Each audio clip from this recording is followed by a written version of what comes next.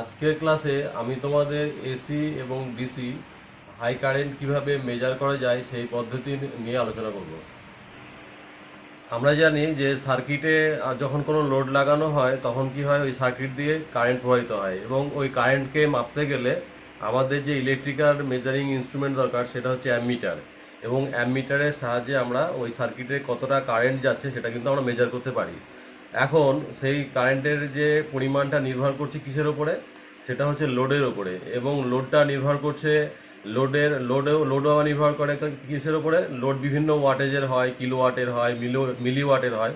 অর্থাৎ লোডের ওয়াটেজ যত বাড়বে সার্কিট দিয়ে কারেন্টের তড়িৎ প্রবাহের মাত্রা কিন্তু ততটাই বাড়বে। অর্থাৎ সেই ক্ষেত্রে আমাদের অ্যামমিটার যে ব্যবহার করব মেজারমেন্টের জন্য, সেক্ষেত্রে অ্যামমিটারও কিন্তু বিভিন্ন রেঞ্জের হয়ে থাকে, এবং সেক্ষেত্রে কী কী রেঞ্জের অ্যামমিটার হয়ে থাকে সেগুলো তোমাদের দেখাবো। এখন দেখো, কমন কিছু রেঞ্জ যেগুলো আমরা ইলেকট্রিক্যাল ল্যাবে প্র্যাকটিক্যাল করার সময় বা কোনো মেশিন অপারেট করতে গেলে তার প্যানেলে যে সমস্ত মিটারগুলো থাকে, যে রেঞ্জের অ্যামিটারগুলো দেখো, zero common range of ammeter বলে লিখে রেখেছি। 0 থেকে 1 অ্যাম্পিয়ার, এবং 0 থেকে 5 অ্যাম্পিয়ার, 0 থেকে 6 অ্যাম্পিয়ার, 0 থেকে 10, 0 থেকে 15। আবার দেখো এদিকে 0 থেকে 20, 0 থেকে 50 অ্যাম্পিয়ার, 0 থেকে 100 অ্যাম্পিয়ার, আবার 0 থেকে 50 মিলি অ্যাম্পিয়ার, অর্থাৎ মিলি অ্যাম্পিয়ারও যাবে। আবার 0 থেকে 100 মিলি অ্যাম্পিয়ার, আবার 0 থেকে 200 মিলি অ্যাম্পিয়ার। আবার এখানে দেখো 0 থেকে 500 মাইক্রো অ্যাম্পিয়ার দেওয়া আছে, আবার 0 থেকে 100 মাইক্রো অ্যাম্পিয়ার আছে, আবার 0 থেকে 200 মাইক্রো অ্যাম্পিয়ার আছে। অর্থাৎ যেখানে লোড কম, লোডের ওয়াটেজ কম থাকবে সেক্ষেত্রে কিন্তু মিলি অ্যাম্পিয়ার বা মাইক্রো অ্যাম্পিয়ার ওই অ্যামিটারের কয়েলের মধ্যে দিয়ে প্রবাহিত হবে। কিন্তু যে ক্ষেত্রে বেশি লোড থাকবে, অর্থাৎ লোডের ওয়াটেজ বা কিলো ওয়াটেজ বেশি থাকবে, তখন কিন্তু আমাদের বেশি রেঞ্জের অ্যামিটার সেট করতে হবে। এখন তার মধ্যে দেখো আমরা রেঞ্জ যেমন জানলাম, এবার 2 নম্বরে পয়েন্টটা দেখো। এখন নর্মালি কমন আমরা যে অ্যামিটারগুলো ব্যবহার করি তাতে সেটা এসিতে ব্যবহার করবো না ডিসিতে ব্যবহার করব, সেই জন্য এমসি টাইপ বা এমআই টাইপ থাকে। তো এমসি টাইপ হলে সেই সিম্বলটা দেখো, এমসি টাইপ অ্যামিটারের ক্ষেত্রে এই ইউ সিম্বল এটা থাকবে, আর এমআই টাইপের ক্ষেত্রে এই সিম্বলটা থাকবে। এমসি টাইপ মানে আমরা জেনে ডিসি মেজারমেন্টের ক্ষেত্রে ব্যবহার করা হয়, ডিসি কারেন্ট, আর এমআই টাইপ মানে এসি ডিসি বোথ। নর্মালি এই টাইপের যে সিম্বলটা দেখছো সেটা কিন্তু আমরা বিভিন্ন ইলেকট্রিক্যাল ল্যাবে বা প্যানেল বোর্ডে দেখতে পাই এই সিম্বলটা। এছাড়াও কিন্তু অন্যান্য ক্যাটাগরির অ্যামমিটার কিন্তু দেখা যায়, আমি কিন্তু কমন যেটা দেখা যায় সেই দুটোই তোমাদের দেখিয়েছি।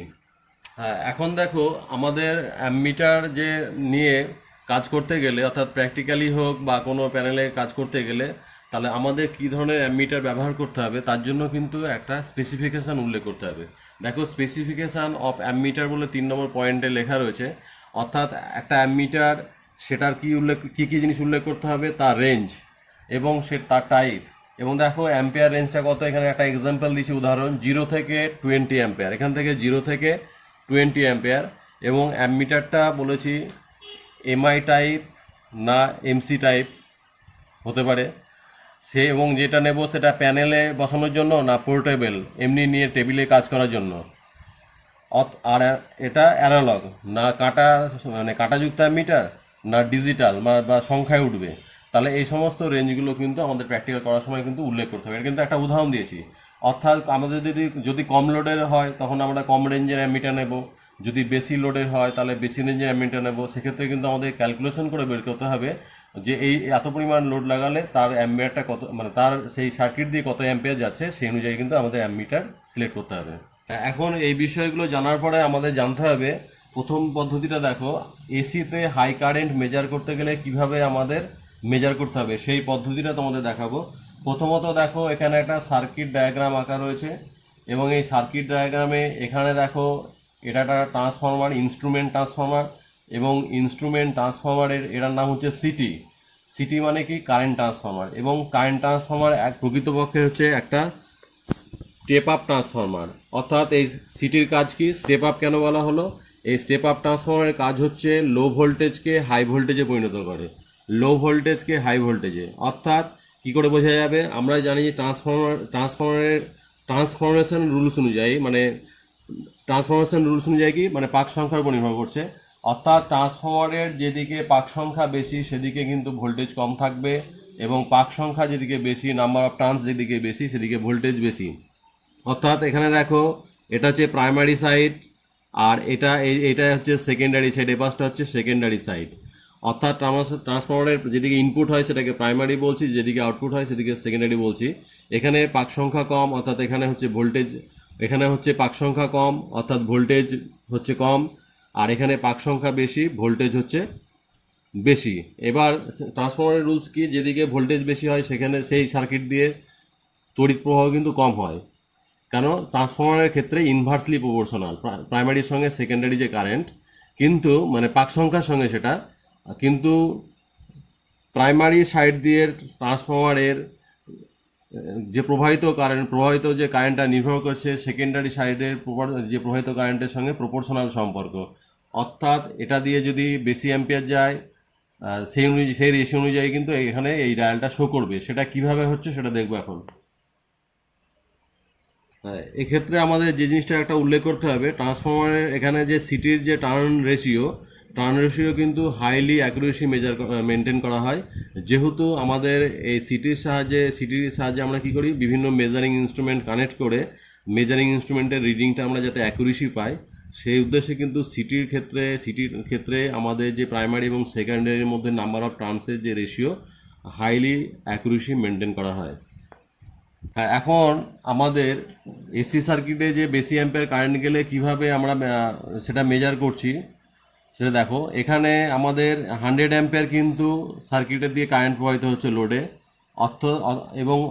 অথচ আমরা যে অ্যামিটারটা লাগিয়েছি সেটা হচ্ছে 5 অ্যাম্পেয়ার রেঞ্জের। অর্থাৎ এখানে কম অ্যাম্পিয়ারের রেঞ্জের কিন্তু কয়েল করা একটা অ্যামিটার ব্যবহার করেছি, তার সাহায্যে কিন্তু আমরা টোটাল সার্কিটের 100 অ্যাম্পিয়ার কারেন্টটা মেজার করছি। কীভাবে দেখো, এখন আমরা সার্কিটের এখানে তার জন্য দেখো দুটো ডায়াল আঁকা রয়েছে, একটা হচ্ছে 5 অ্যাম্পিয়ার রেঞ্জের মিটার, আর একটা হচ্ছে লোডে যে 100 অ্যাম্পিয়ার হচ্ছে। সেটা কীভাবে হচ্ছে দেখো, এটা আমরা ক্যালকুলেশনের মাধ্যমে দেখব।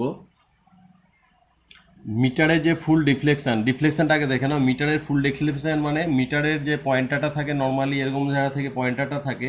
ফুল ডিফ্লেকশন বলতে এখান থেকে এই পুরো যদি 5-এ যায়, তার মানে এটাকে ফুল ডিফ্লেকশন বলছি আমরা। এই ফুল ডিফ্লেকশন, এটা 0-তে প্রথমে পয়েন্টারটা থাকে এবং টোটাল এইভাবে গেলে 5-এ গেলে এটা ফুল ডিফ্লেকশন। এটা বুঝে নিয়েছো? এবার দেখো,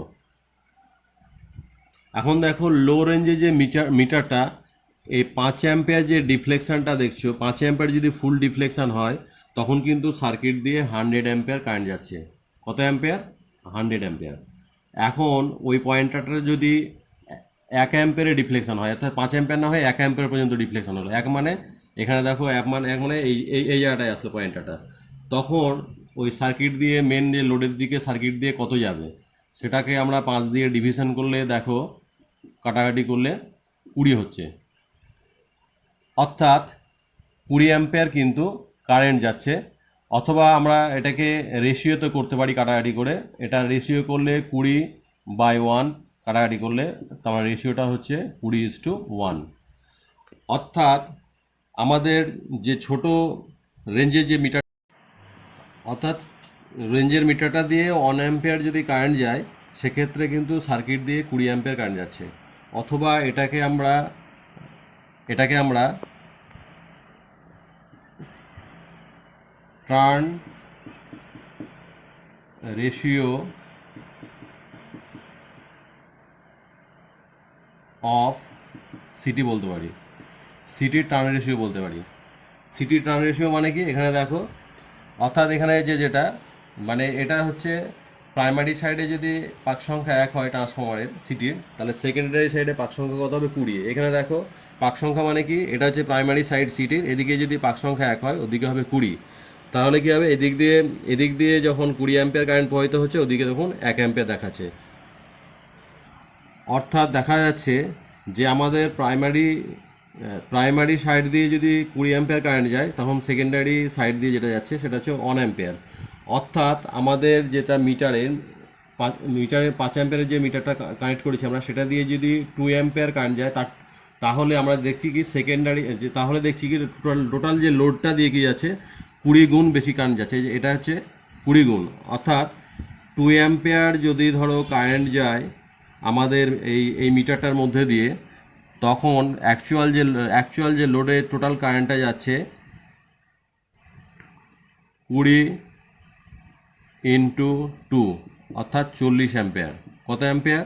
40 অ্যাম্পেয়ার। সেক্ষেত্রে এইখানে যে 2 অ্যাম্পেয়ার যাচ্ছে সেটা হচ্ছে অ্যামমিটারের কয়েলের মধ্যে দিয়ে, কিন্তু মিটারের ডায়ালে প্রকৃত যে ডায়ালটা করা থাকবে সেটা হচ্ছে কিন্তু পয়েন্টারটা কিন্তু এই জায়গাটাই থাকবে 40 অ্যাম্পেয়ার। 20 দুগুণে কত? 40। কিন্তু আমি বলেছি মিটারের যে ইন্টারনাল কয়েলের মধ্যে দিয়ে কিন্তু অ্যাকচুয়ালি 2 অ্যাম্পিয়ার কারেন্ট যাচ্ছে, কিন্তু মিটারের ডায়াল কনভার্সন করে মানে সেটাকে পরিবর্তন করে আমরা স্কেলিংটা কী করেছি 40 অ্যাম্পিয়ার শো করবে। তাহলে এটা বুঝে গেলাম। আবার পরবর্তীকালে যদি দেখি যে এখানে মিটারটায় পয়েন্টারটা ধরো 4 অ্যাম্পিয়ারের জায়গায় রয়েছে, তাহলে সেক্ষেত্রে কত কারেন্ট যাবে? এই 4 অ্যাম্পিয়ার আমরা এখানে কারেন্ট লিখলাম এবং তাকে 20 বলেছি 20 টাইমস বেশি, তাহলে এটাকে 4 দিয়ে গুণ করলে আমাদের হচ্ছে 80 অ্যাম্পিয়ার যাচ্ছে। তাহলে টোটাল এই সার্কিটের লোডে দিয়ে কত যাবে তখন? এই 100-এর জায়গায় তো 80 যাবে। সেক্ষেত্রে এই যে পয়েন্টারটা 4-এ যে দেখিয়েছি, তাহলে 4 20 কত? 80। 20 টাইমস রেশিও অনুযায়ী পেয়েছি 20 টাইমস বেশি, তখন কিন্তু পয়েন্টারটা এখানে যাবে। তাহলে তোমরা এটা বুঝতে পারলে কিভাবে এই পদ্ধতিতে আমরা যে হাই কারেন্ট এই যে এসি মেজারমেন্ট করতে পারি সিটির সাহায্যে, অ্যামমিটারের সাহায্যে সিটি অর্থাৎ কারেন্ট ট্রান্সফর্মারকে কাজে লাগিয়ে। সিটির ফুল ফর্ম হচ্ছে কারেন্ট ট্রান্সফর্মার। এটা হচ্ছে এক প্রকারের ইনস্ট্রুমেন্ট ট্রান্সফর্মার এবং এটা হচ্ছে কি ট্রান্সফর্মার? তোমাদের হচ্ছে স্টেপ আপ ট্রান্সফর্মার। অর্থাৎ স্টেপ আপ ট্রান্সফর্মারের কাজ কি? লো ভোল্টেজকে হাই ভোল্টেজে পরিণত করে। কিন্তু আমরা যে পদ্ধতিতে দেখালাম যে সিটি অ্যামমিটারের সাহায্যে সিটি কানেক্ট করে আমরা high ampere AC current measure করছি, কিন্তু ডিসির ক্ষেত্রে কিন্তু সিটি কানেক্ট করে আমরা হাই ডিসি কারেন্ট মেজার করতে পারবো না, কারণ আমরা সিটি হচ্ছে এক প্রকার ট্রান্সফর্মার।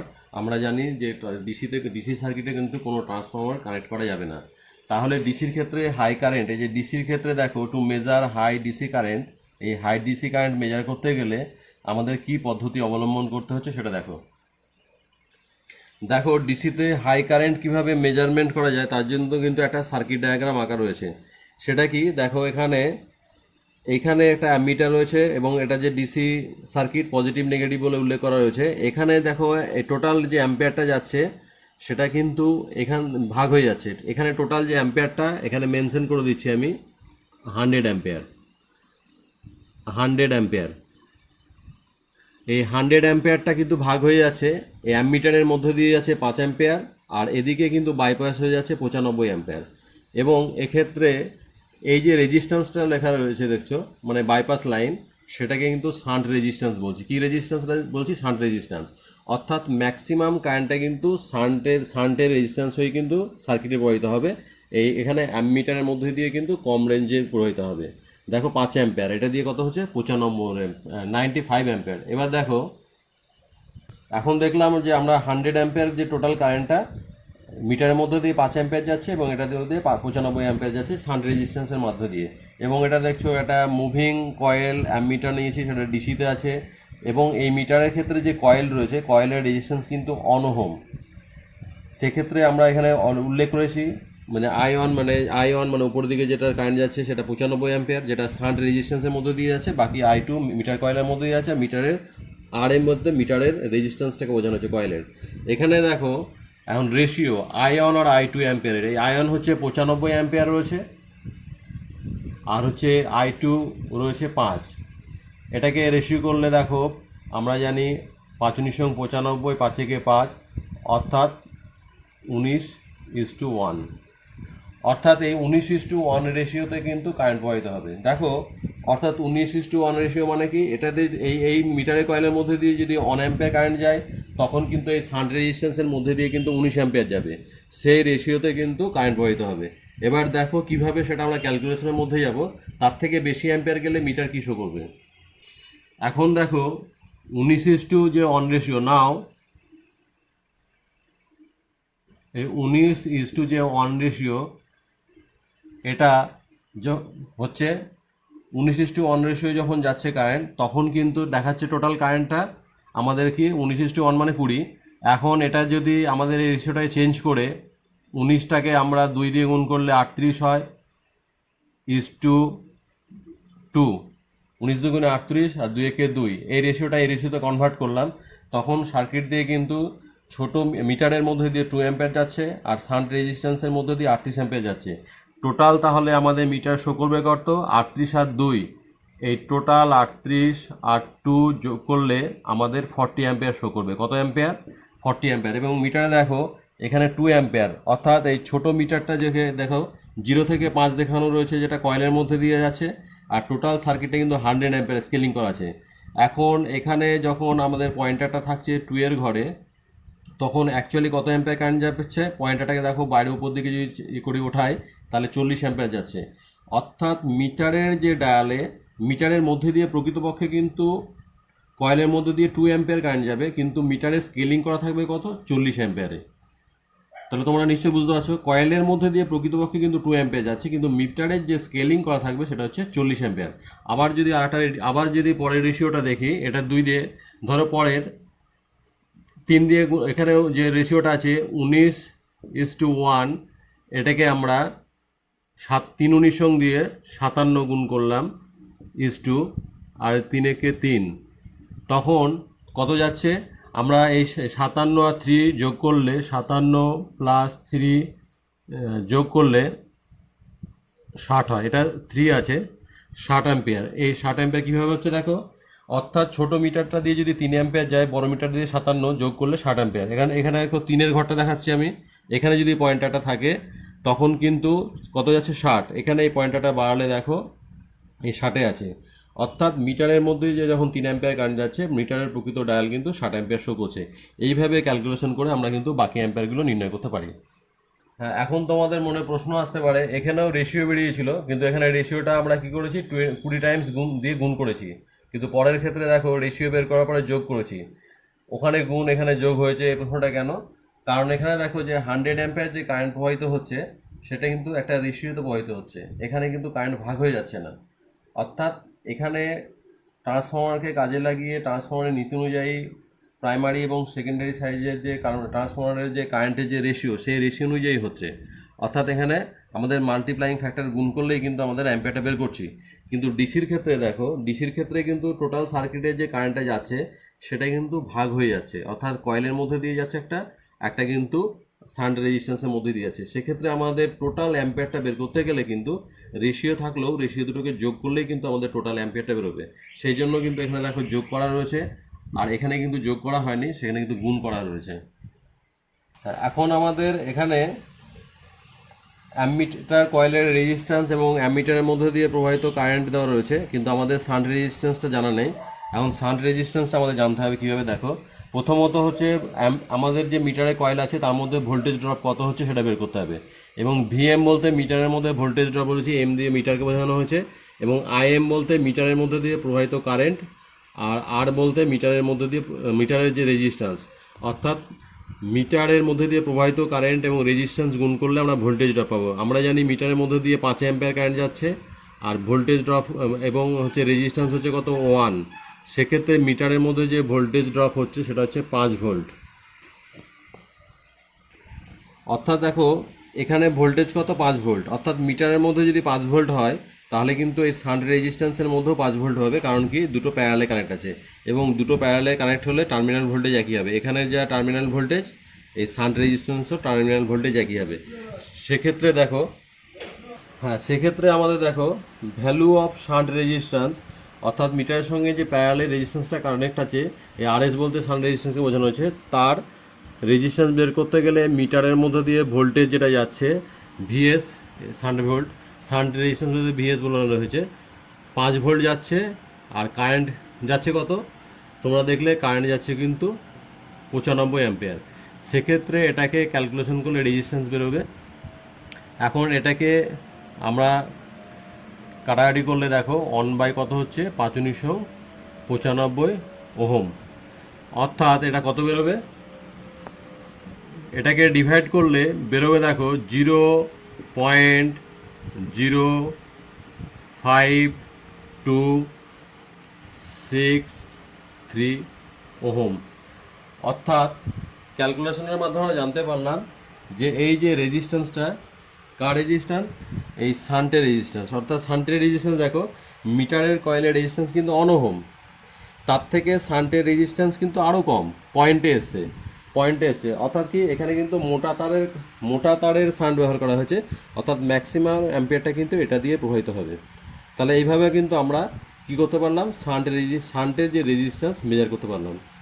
ক্লাসের মাধ্যমে আমরা জানতে পারলাম কিভাবে এসি হাই কারেন্ট এবং ডিসি হাই কারেন্ট মেজার করা যায় সেই পদ্ধতি, এবং কিভাবে শান্ট রেজিস্ট্যান্সের কাজ কী এবং সিটির কী কাজ সেটা কিন্তু জানতে পারলাম।